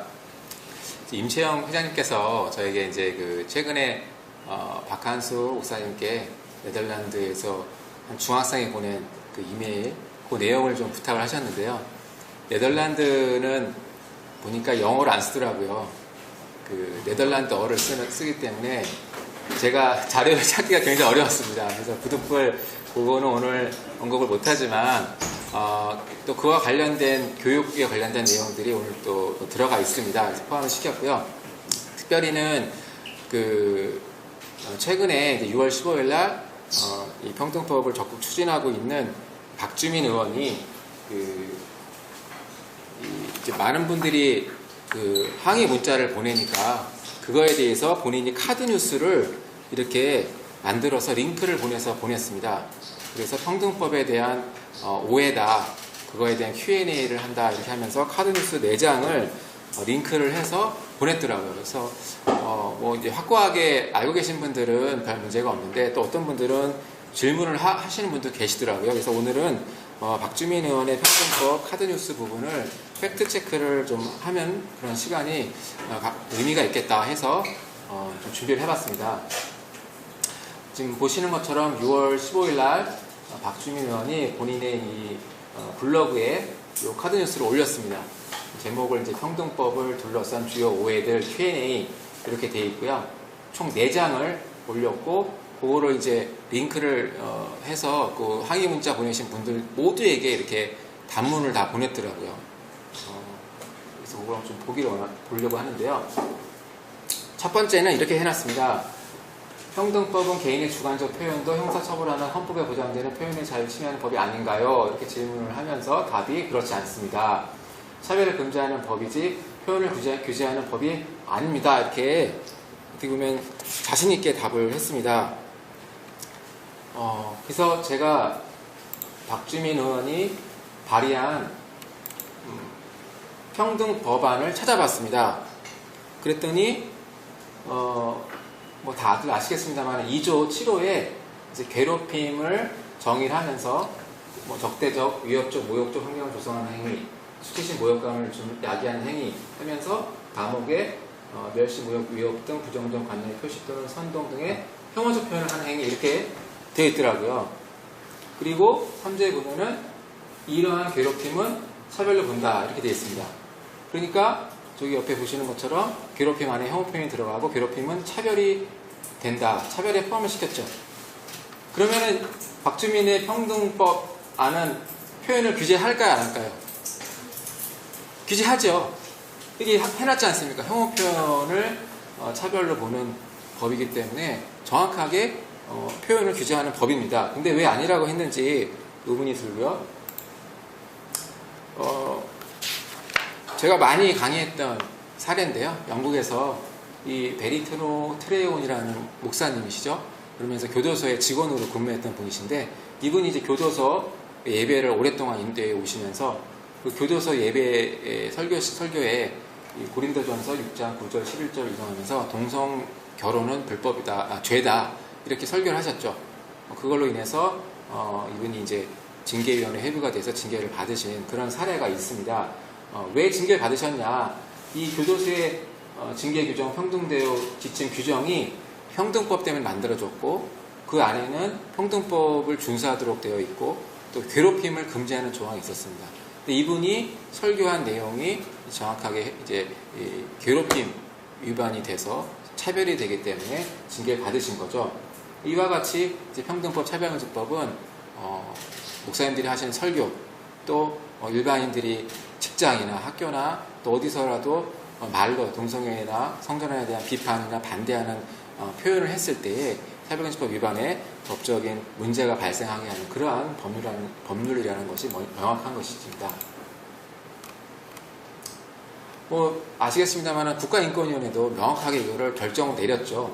그래서 안철수 서울시장 예비 후보가 몇 년 전에 TV토론에서 퀴어 축제를 거부할 권리도 존중해야 된다 이 발언을 했더니 그게 이제 혐오 표현이라고 국가인권위원회가 결정 내렸죠. 그리고 서울시 공무원들 중에서 신외 공무원들이 서울시청 광장에서 퀴어 축제를 하는 것을 반대하는 성명서를 발표했더니 그것도 혐오 표현이라고 했고요. SBS 영화에서 이 보헤미안 랩소디 영화를 송출하면서 동성간 키스 장면을 삭제했더니 그것도 혐오 표현이라 이렇게 명확하게 혐오 표현이 뭔지를 국가인권위원회가 결정을 내렸습니다. 그러니까 이 차별금지법이나 평등법이 만들어지면은 혐오 표현이 무엇이고 괴롭힘이 무엇이고 또 차별이 무엇이고 어떠한 차별금지법 위반이 될 것인지는 우리가 쉽게 예측을 해볼 수가 있겠습니다. 더 중요한 거는 최근에 대한변호사협회에서 2021년도에 인권보고대회를 했습니다. 그 인권보고대회를 하면서 포괄적 차별금지법 제정을 통한 혐오표현 규제는 신중히 검토해야 한다라고 변호사들이 이렇게 발제를 했습니다. 왜 그런가? 이제 아시다시피 차별행위에 대한 입증 책임이 전환되지 않습니까? 그러니까 그럴 경우에는 언론활동이나 표현의 자유가 위축될 수 있다는 거죠. 오늘 이 자리에 계시는 기독 언론 여러분들께서 차별금지법이 제정되고 나서 이러한 것들을 기사를 쓰시거나 또 동성애를 죄라고 하는 설교를 내보내시거나 유튜브로 또 인터넷 신문으로 이렇게 할 경우에는 다 이렇게 그 차별금지법 위반이 될 가능성이 굉장히 높습니다. 그렇기 때문에 이게 위험한 거죠. 표현의 자유가 억압되고 한 나라가 자유민주주의 국가가 될 수가 없지 않습니까? 비판, 반대가 자유롭게 되는 나라가 자유민주주의 국가고 그래야 여론이 형성되고 그래야 정책에 대해서도 올바른 방향으로 나갈 수 있고 또 어떠한 법에 대해서도 올바른 방향으로 나갈 수가 있는 것이 자유민주주의 국가가 되는 것이죠. 네, 박주민 의원이 두 번째로 또 이렇게 카드뉴스를 첫 번째에서 또 이 말을 했습니다. 첫 번째 카드뉴스인데요. 또한 이 법에는 차별행위에 대한 형사처벌에 관한 규정이 없습니다. 이렇게 단호하게 얘기를 했는데요. 본인이 발의한 법안을 읽어봤을 텐데 이런 말을 하고 있습니다. 그래서 제가 보니까 박주민 의원 대표 발의한 평등에 관한 법률안 45조에 보면은 사용자 등이 45조 1항을 위반하여 불이익 조치를 한 경우에는 3년 이하 징역 3천만 원 이하 벌금을 처한다라고 형사처벌 조항이 분명히 있습니다. 물론 이제 박주민 의원이 약간 말장난을 한 부분이 있죠. 차별 행위에 대한 형사처벌 조항은 없다. 그러니까 이거는 차별 행위에 대한 형사처벌이 아니라 불이익 조치에 대한 형사처벌이다라고 교묘하게 말장난을 한 것 같기도 합니다만 그러나 불이익 조치라는 것은 결국 차별 행위를 원인으로 해서 그 구제를 인해서 불이익 조치를 한 경우를 처벌하는 거기 때문에 사실은 차별 행위를 금지하는 일종의 구제 수단인 거죠. 그렇기 때문에 이거를 그럼 차별 행위가 아닌 불이익 조치에 대한 형사처벌이니까 형사처벌 아니다 이렇게 말하는 것은 굉장히 이거는 교묘한 말장난이라고 생각이 들고요. 또 하나 말씀을 드리면은 목사님들이 많이 계시지만은 우리나라에서 한국 교단의 대다수의 교단에서는 교역자나 교인이 그 동성애를 옹호 조장할 경우에는 교단헌법 위반으로 7일을 하고 징계를 하게 되어 있습니다. 그럼 예를 들어서 어떤 교회에서 교역자가 동성애를 옹호 조장했다고 가정을 해봤을 때 당연히 교단헌법에 따라서 징계를 하게 됩니다. 그럼 징계위원회를 소집을 해서 징계 절차를 개시를 하겠죠. 그러면 그 해당 교역자가 국가인권위원회에 진정을 할 수 있습니다.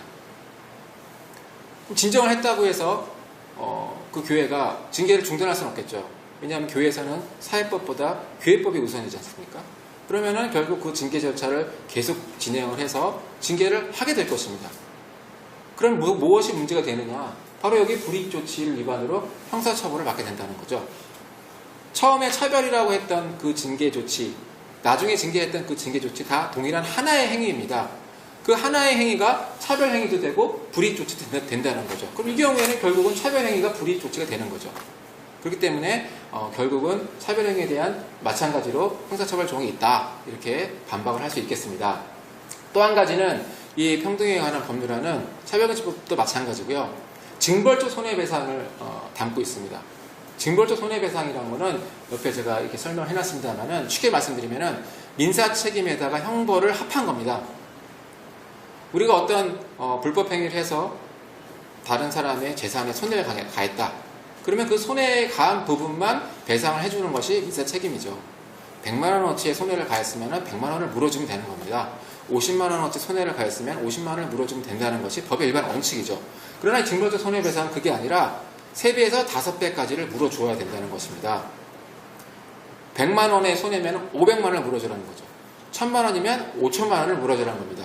왜 이렇게 물어줘야 되느냐? 바로 그 행위가 악하기 때문에 형벌로서 민사 책임을 더 가중하게 하는 거죠. 그러니까 이 징벌적 손해배상은 단순한 민사 책임이 아니라 형벌이 가미된 형벌과 민사 책임을 혼합한 겁니다. 그러니까 이 부분도 형사적인 성격이 강한 거죠. 여러분, 제가 지난 토요일날 우리 카이로스 선교에 가서 이 비슷한 내용을 강의를 했었는데요.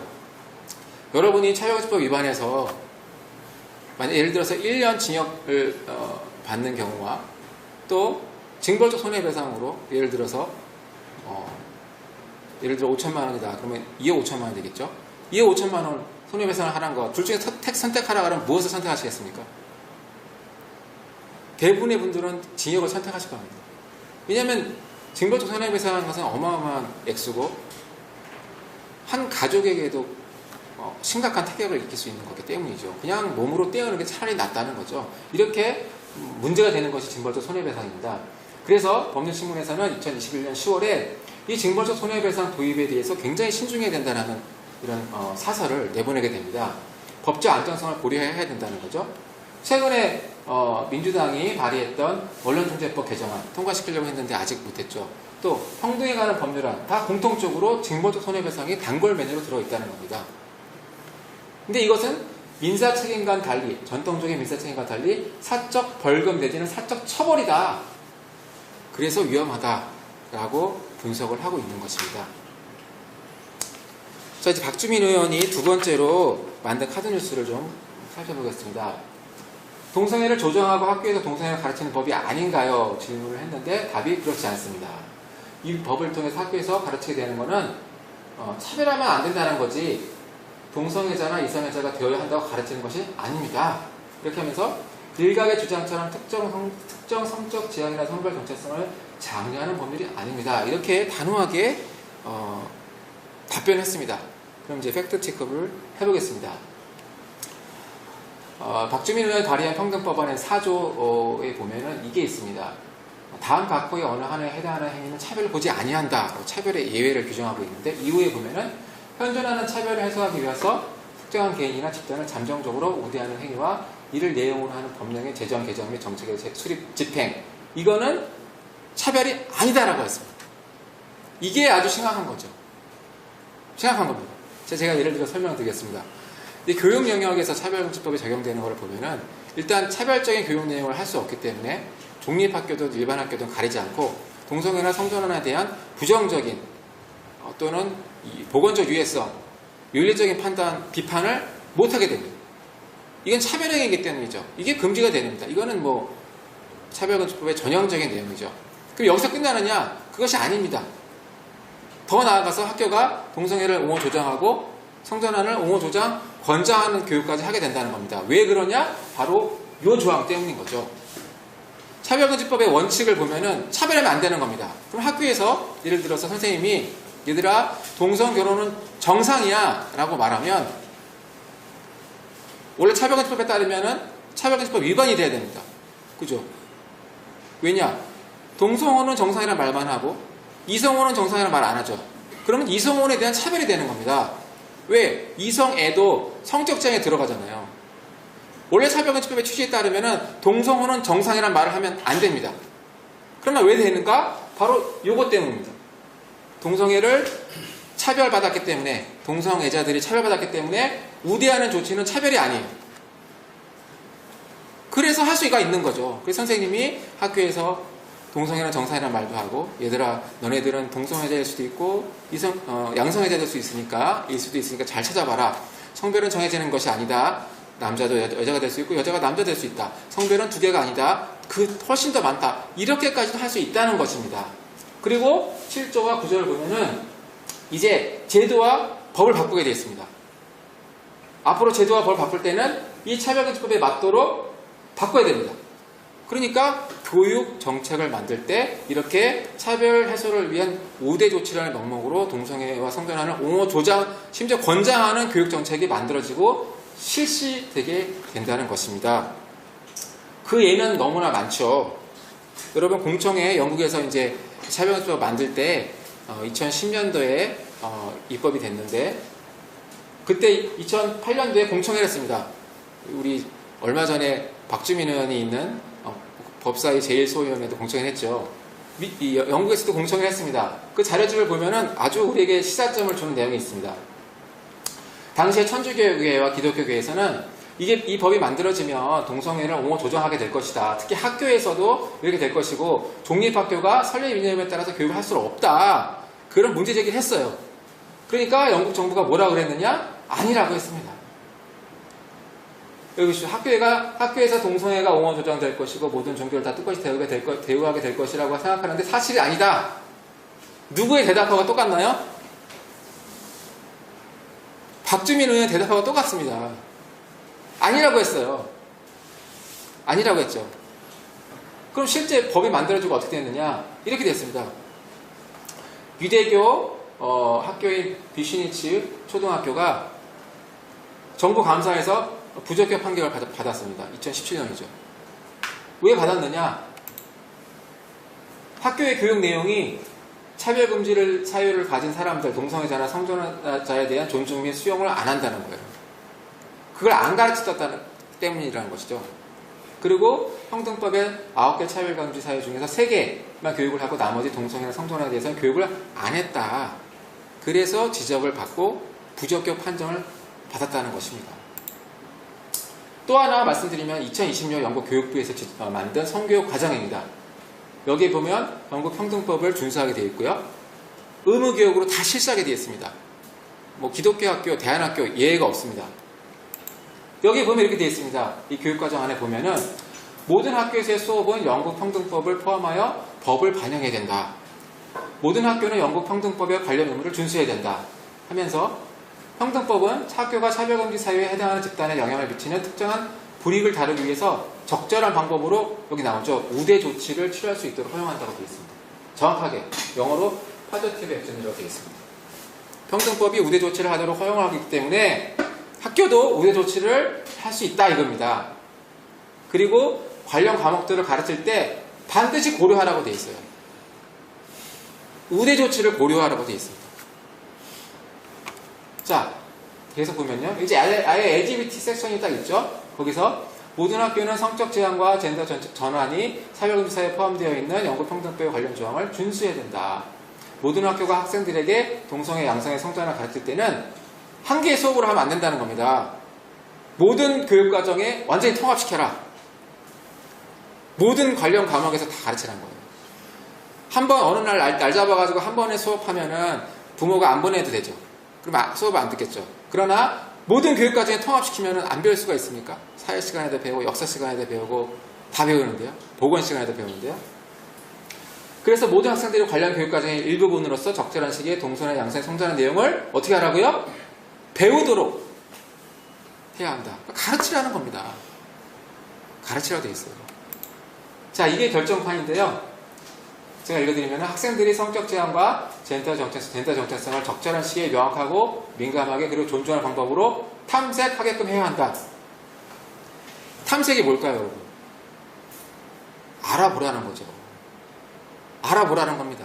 선생님이 수업 시간에 얘들아 너희들은 동성애자일 수도 있고 양성애자일 수도 있으니까 잘 알아봐라. 너희 성별은 바꿀 수 있어. 너가 스스로 선택하는 거니까 남자가 여자가 될 수도 있고 여자가 남자가 될 수 있으니까 잘 알아봐봐. 이렇게 가르쳐야 된다는 거예요. 의무적으로요. 그래서 이거 수업을 듣고 나서 아이들이 선생님 저는 동성애자인 것 같아요. 선생님 저는 남자에 결혼하고 싶어요. 선생님 저는 여자로 성별을 받고 싶어요. 그렇게 하면 어떻게 되느냐? 우리나라 같으면 제대로 된 선생님이라면 그 아이를 불러다 놓고 상담을 하겠죠. 학부모들한테 상담을 하겠죠. 그러나 그렇게 하면 안 됩니다. 여기서는 이렇게 되어 있습니다. 이 주제를 교육할 때 아동과 청소년이 자신의 성적 제한과 젠더 정체성을 발견하거나 이해할 수 있는데 어떻게 하라고요? 반드시 이를 인정해 줘야 한다. 선생님이 박수 쳐줘야 된다는 겁니다. 이렇게 한다는 거예요. 그리고 또 안정적이고 건강한 동성 관계에 있는 인물들을 찾아보는 그런 뭐 유명한 연예인들이나 사회적으로 인지도 있는 동성 결혼한 사람도 있지 않습니까? 그걸 알려주라는 거예요. 이게 왜 그러느냐? 차별금지법이 만들어지면은 차별 해소를 위한 우대 조치로서 동성애 양성의 성전환에 대한 권장 교육이 실시되기 때문이라는 것입니다. 그러니까 이런 일들이 일어나는 거죠. 영국의 초등학교에서 여러분 많이 들어보셨을 겁니다. 5세, 6세 아이들에게 편지를 쓰는데 편지 내용이 남자가 남자한테 결혼해달라고 청원 편지를 쓰게 하는 거죠. 이게 바로 차별 해소를 위한 우대 조치입니다. 또 우리는 지금 이제 시청 광장에서 퀴어 축제 하는 거 가지고 싸우고 있지만 영국에서는 이제 초등학교에서 퀴어 축제를 합니다. 초등학교 학교 내에서 퀴어 축제를 해서 거기에 이제 아이들을 안 보내면은 그 아이들이 학교에서 불이익을 당하죠. 선생님이 너는 왜 퀴어 축제 참석 안 하냐? 집에 못 가. 3시간, 4시간 집에 안 보내는 거죠. 그 부모가, 크리스찬 부모가 학교에 항의하러 오면은 학교에 못 들어오게 합니다. 그리고 아이한테 너희 엄마는 차별주의자다. 너희 엄마는 혐오주의자다. 그래서 지금 소송하고 있다는 거죠. 이렇게 하니까 영국에서는 성전환을 원하는 아이들이 급증하고 있습니다. 최근 10년 동안 33배 이상 늘어났죠. 이 보고서는 영국 건강보험공단 산하에 있는 젠더 정체성 개발 서비스 개발소에서 공식적으로 2019년에 발표한 보고서입니다. 미국도 마찬가지입니다. 미국 캘리포니아주 같은 경우에는 차별금지법이 오래전에 만들어졌죠. 1990년대 말에 만들어졌기 때문에 지금 초등학교 2학년 교육과정에서 역사, 사회과학 교육과정인데요. 2학년 교육과정에 이렇게 남자로 구성된 가정을 소개하면서 LGBT 부모와 아이들을 소개하고 있습니다. 그럼 이 아이들은 어떻게 생겼을까요? 남자 결혼하면은 아이 낳을 수가 없지 않습니까? 이 아이들은 입양을 했거나 또는 대리물을 통해서 낳은 아이들인 거죠. 이렇게 되는 거죠. 또 보면은 또 이렇게 되어 있습니다. 이것도 마찬가지로 캘리포니아 공립학교에서의 교육과정인데요. 유치원부터 12학년까지입니다. 거기는 이제 학년제로 하잖아요. 여기 보면 나와 있습니다. 성적 지향과 젠더 정체성 또 젠더 표현에 대한 차별을 금지해야 된다. 차별하면 안 된다라고 이렇게 어린 아이들부터 가르치니까 세뇌가 된다는 거죠. 그리고 차별금지법이 만들어지면은 차별금지법 하나로 끝나는 게 아닙니다. 박주민 의원 평등법안 7조를 보면은 1항에 보면은 헌법상의 평등권과 관련한 법률을 개정하는 경우 관련 제도나 정책을 수립하는 경우에는 이 법의 취지에 부합하도록 하여야 한다라고 해서 차별금지법이 만들어지면은 이제 후속 입법이 다 이루어지게 됩니다. 그런데 그 후속 입법이 차별금지법에 부합하도록 만들어져야 되는 거죠. 그러니까 여러 가지 법들이 이제 패키지로 계속 만들어지는 겁니다. 그래서 캘리포니아 같은 경우에는 캘리포니아 청소년 보건법이라는 것이 2016년도에 만들어졌죠. 여기 캘리포니아 교육부에 가보면은 이렇게 다 법안 링크가 되어 있습니다. 또 제가 들어가 봤습니다. 들어가 보니까 이 법은 12세에서 18세에게 종합적인 성교육을 하도록 의무화하고 있죠. 아주 논란이 되고 있는 포괄적인 성교육을 의무화하고 있는 그런 법인데요. 내용이 충격적입니다. 모든 젠더들 복수로 되어 있습니다. 또 성적 제한을 가진 학생들에게 적합하게 교육을 해라 이렇게 되어 있죠. 또 동성애에 대해서는 긍정적으로 인정하고 동성 관계를 반드시 포함시켜서 교육하라라고 되어 있습니다. 그리고 젠더 표현, 젠더 정체성을 반드시 교육해야 된다. 모든 수업이나 교재는 이걸 포함해야 된다. 학생들에게 가르쳐야 된다 이렇게 되어 있죠. 그리고 중요한 것은 종교적 교리나 교육을 하서는 안 되고 장려해서는 안 된다고 되어 있습니다. 동성혼에 대한 종교적인 관점을 교육하면 안 된다고 되어 있죠. 또 낙태도 가르치게 되어 있습니다. 낙태에 대해서도 객관적으로 설명해라. 낙태를 성교육에 반드시 포함시켜라. 이렇게 되어 있습니다. 그리고 심지어 이제 교육부 홈페이지에 가보면은 이렇게 이 캘리포니아 주와 미국 전역의 성보건 정보라는 그 홈페이지를 들어가 보면요. 미국에서 제일 큰 낙태 단체인 가족계획연맹의 홈페이지가 이렇게 다 링크가 되어 있습니다. 그래서 이걸 딱 클릭해서 들어가면은 이 가족계획연맹의 홈페이지로 들어가는데요. 그 홈페이지에 가운데에 보면은 이게 그 칸이 크게 나옵니다. 그리고 거기에 자기 사는 곳에 우편번호를 넣게 되어 있습니다. 영어로 집 코드라고 하죠. 우편번호를 딱 넣으면은 내가 사는 곳에서 제일 가까운 낙태 시술소의 주소와 전화번호가 탁 뜹니다. 낙태를 하라는 거죠. 이런 교육을 하는 법이 만들어지게 된다는 거죠. 이거는 이제 유명한 미국의 신학자이신 마이클 브라운 박사님이 본인의 이제 블로그에 올린 내용입니다. 남자 화장실 가면 흔히 볼 수 있는 자변기인데 이게 문제가 되느냐? 미국에 있는 버지니아주에 있는 한 중학교에서는 이 남자 화장실에 있는 소변기를 없앤다는 겁니다. 왜 없앨까요? 생물학적 성별은 여성이지만 자기를 남자라고 인식하고 주장하는 학생들이 남자 화장실을 쓰죠. 그 학생들은 신체 구조가 남자가 아니죠. 그렇기 때문에 이 자변기를 이용할 수가 없습니다. 그 학생들이 남자 화장실에 가면은 차별감을 느낀다는 거죠. 혐오감을 느낀다는 겁니다. 그러니까 본인이 트랜스젠더인 학생들이 남자 화장실 와서 혐오감을 느끼지 않도록 남자 화장실에 자변기를 다 없앤다는 겁니다. 이렇게까지 지금 차별의 범위가 확대되고 있습니다. 어디까지 차별의 범위가 확대될 건지 사실 아무도 알 수가 없는 거죠. 미국에서는 연방법으로는 성적 지향과 젠더 정체성이 포함된 차별금지법이 아직까지는 안 만들어졌습니다. 수차례 발의가 되었지만 하원에서 통과되었지만 상원에서 부결이 됐죠. 그러나 미국에서는 미국 연방국가이기 때문에 약 17개 주에서는 차별금지법이 만들어져 있습니다. 그렇기 때문에 미국에서는 2012년 대비 지금 2020년 통계치를 보면은 약 이 성소수자라고 본인이 성소수라고 응답한 비율이 5.6%로 증가했습니다. 그런데 가장 많이 증가한 폭이 소위 Z세대라고 하는 젊은 층이죠. 15.9%가 증가했습니다. 이거는 교육의 영향이라고 말할 수가 없습니다. 교육이 이들에게 가장 큰 영향을 미친 거죠. 앞으로도 더 증가할 수밖에 없습니다.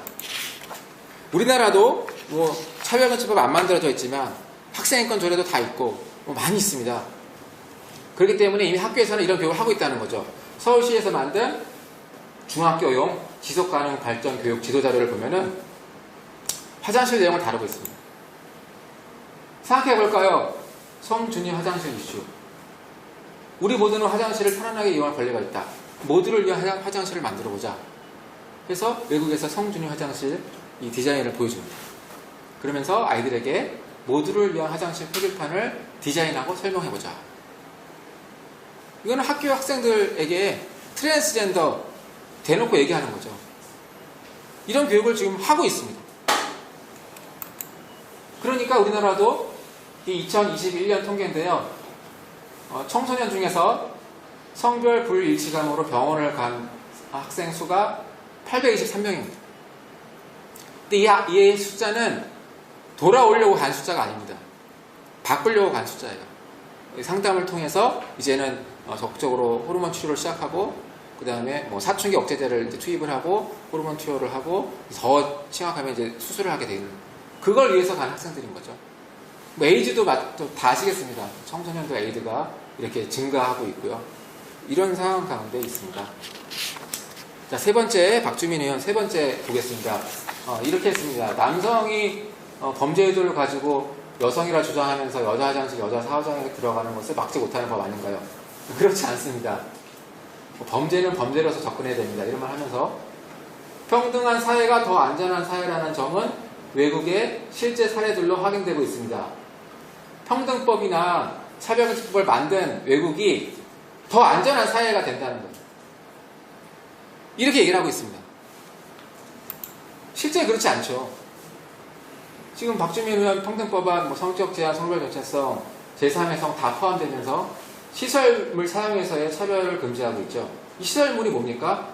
다 들어갑니다. 학교, 백화점, 공원, 헬스클럽, 마트, 수영장, 에버랜드, 찜질방, 목욕탕, 관공서, 화장실, 탈의실 다 들어가는 거죠.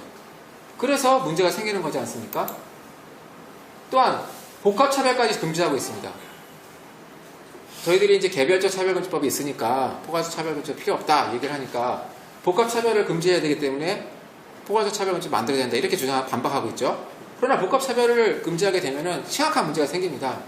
어떤 생물학적인 남성이 본인의 성별 정체성을 여성이라고 주장할 수 있죠. 수술도 안 할 수 있습니다. 근데 나는 여성과 성관계 한다고 할 수 있습니다. 아니 여성인데 어떻게 여성과 성관계를 하느냐, 나는 레즈비언이야 하면 되는 거죠.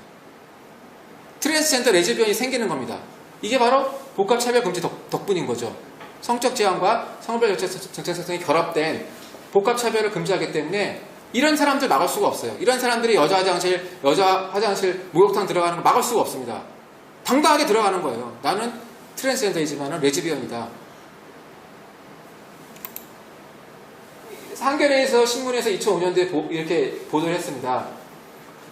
남성에서 여성으로 트랜스젠더 한 사람들 중에서 40%가 레즈비언이라고 합니다.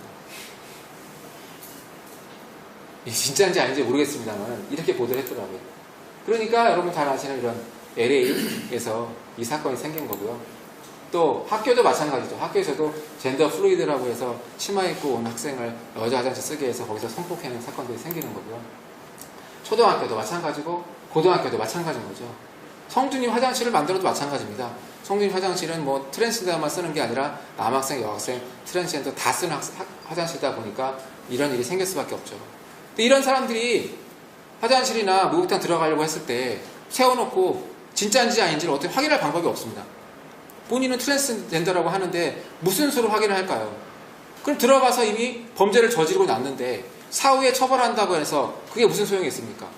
범죄라는 거는 범죄를 예방하는 효과가 있어야 되는데 들어가는 걸 못 막는데 들어가서 사고치고 범죄를 저지른 다음에 나중에 처벌하는 건 아무 의미가 없는 거죠.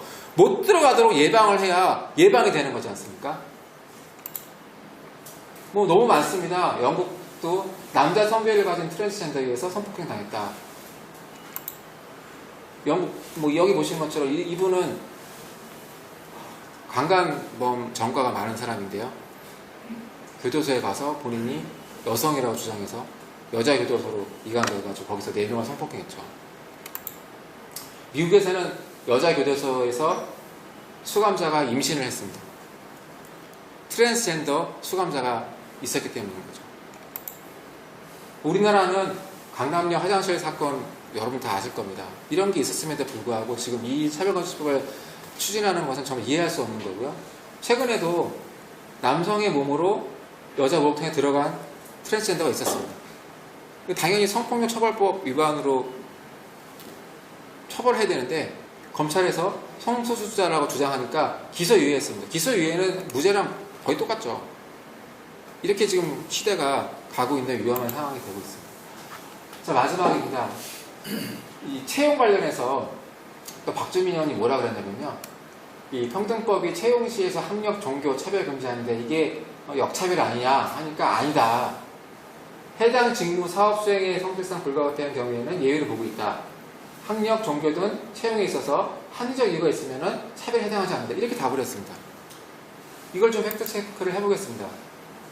박주민 의원이 발의한 평등법안, 또 다른 차별금지법안도 마찬가지인데요. 차별금지 예외 사유로 이렇게 딱 하나가 들어가 있습니다. 특정 직무나 사업 수행의 성실상 불가피한 경우.